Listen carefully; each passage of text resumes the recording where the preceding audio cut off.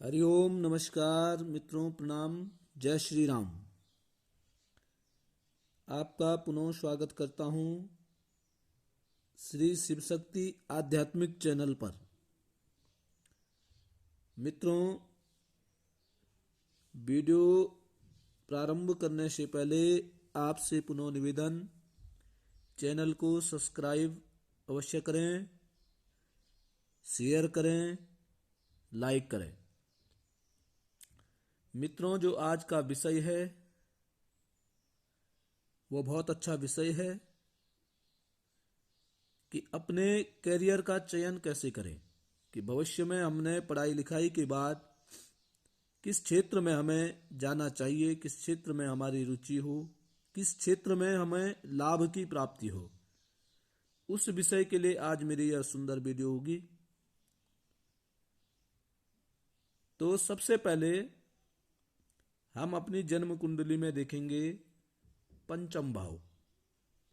पंचम भाव जो होता है वो बुद्धि का होता है। ये पांचवा भाव जो है वह बुद्धि का है, ज्ञान का है, कल्पना का है और रचनात्मक कार्य।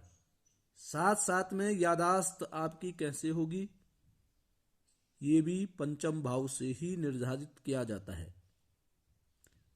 शिक्षा के संकाय का स्तर तय करना भी पंचम भाव से ही देखा जाता है। इसलिए पंचम भाव कैसा है सबसे पहले ये देखना पड़ेगा। उसके बाद आती है बारी चतुर्थ भाव की। ये चौथा भाव है। शिक्षा किस प्रकार की होगी ये चौथा भाव निर्धारित करता है। तो चतुर्थ भाव जो है जन्म कुंडली में मन का भाव होता है। मन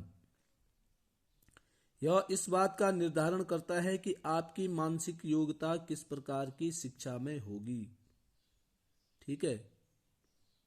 और जब भी चतुर्थ भाव का स्वामी छठवें भाव में या आठवें भाव में या 12वें भाव में चले गया हो, या नीच राशि में है या अस्त राशि में है या शत्रु राशि में बैठा हो, वह कारक ग्रह, वहां का जो कारक ग्रह चंद्रमा है, चतुर्थ भाव का कारक ग्रह है चंद्रमा, यदि पीड़ित है तो आपका शिक्षा में मन नहीं लगता है। और यदि शिक्षा में मन नहीं लगता है तो ऐसे व्यक्ति को अपने कैरियर के लिए उसी हिसाब से चयन करना चाहिए। ठीक है। अब आता है तीसरी बात, द्वितीय भाव। द्वितीय भाव जो होता है शिक्षा का उपयोग, आप उपयोग कैसे कर रहे हैं। तो जन्म कुंडली में दूसरा भाव जो है वाणी का होता है, धन संचय का होता है, और ये साथ साथ में व्यक्ति की मानसिक स्थिति को भी व्यक्त करता है। और यह दर्शाता है कि शिक्षा आपने ग्रहण की है वह आपके लिए उपयोगी है या नहीं। यदि इस भाव पर भी पाप ग्रहों का प्रभाव है तो इसको शिक्षा ग्रहण, जो आपने शिक्षा ग्रहण की है उसमें आपको परेशानियों का सामना करना पड़ सकता है। तो मित्रों, ये तीनों बहुत जरूरी हैं। एक तो है शिक्षा का स्तर, शिक्षा किस प्रकार की होगी और शिक्षा का उपयोग कैसे होगा। अब बात करते हैं कि इन तीनों भावों में, तृतीय, चतुर्थ और पंचम भाव में कौन सा ग्रह होगा और कौन सा, किस ग्रह से किस विषय में हमें जाना चाहिए उसकी बात करते हैं। सबसे पहले करते हैं सूर्य। यदि इन तीनों भावों में सूर्य ग्रह विराजमान है तो मनुष्य को चिकित्सा में, विज्ञान में, प्राणी शास्त्र में, नेत्र की शिक्षा, प्रशासन और राजनीति या जीव विज्ञान संबंधी क्षेत्र में प्रयास करना चाहिए।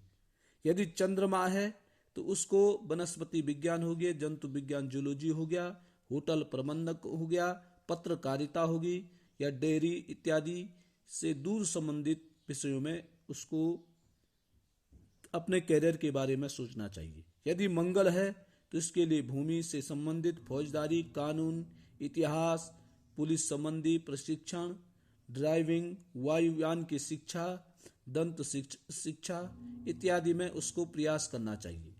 यदि बृहस्पति इन तीनों भाव में है तो उनको बीज गणित, अर्थशास्त्र, दर्शन, मनोविज्ञान, धार्मिक या आध्यात्मिक शिक्षा पर जोर देना चाहिए या उस विषय में जाना चाहिए।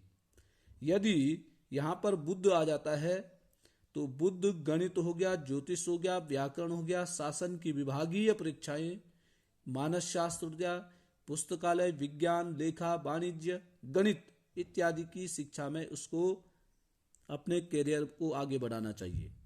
यदि यहाँ पे शुक्र है, इन तीनों भाव में शुक्र है, तो शुक्र होता है ललित कला, संगीत, नृत्य, अभिनय, चिकित्सा, चित्रकला, वेशभूषा, फिल्म इत्यादि, काव्य, साहित्य इत्यादि क्षेत्रों में प्रयास करना चाहिए। यदि यहाँ इन क्षेत्रों में शनि है तो भूगर्भशास्त्र, सर्वेक्षण, इसके साथ साथ औद्योगिक यांत्रिकी, भवन निर्माण, मुद्रण कला, प्रिंटिंग इत्यादि क्षेत्र में जाना चाहिए। यदि इन क्षेत्रों में राहु है तो इसके लिए तर्कशास्त्र के साथ साथ एंटीबायोटिक्स, इलेक्ट्रॉनिक्स इस क्षेत्र में जाना चाहिए। या ऐसे बोलते हैं जादू, सर्कस इत्यादि जो करतब दिखाने वाले हैं, ये भी राहु की वजह से जाते हैं। यदि केतु है आपके द्वितीय, चतुर्थ, पंचम भाव में, तो ऐसे व्यक्ति को गुप्त विद्याएं, मंत्र तंत्र संबंधित ज्ञान, वैज्ञानिक औद्योगिक प्रगति के कारण और साथ साथ में ज्योतिष इत्यादि या गुप्त ज्ञान इस क्षेत्र में प्रयास करना चाहिए।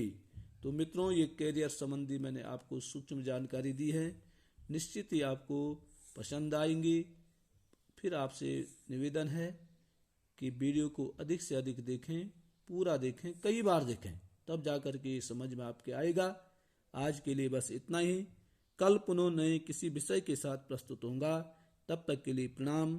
जय श्री राम।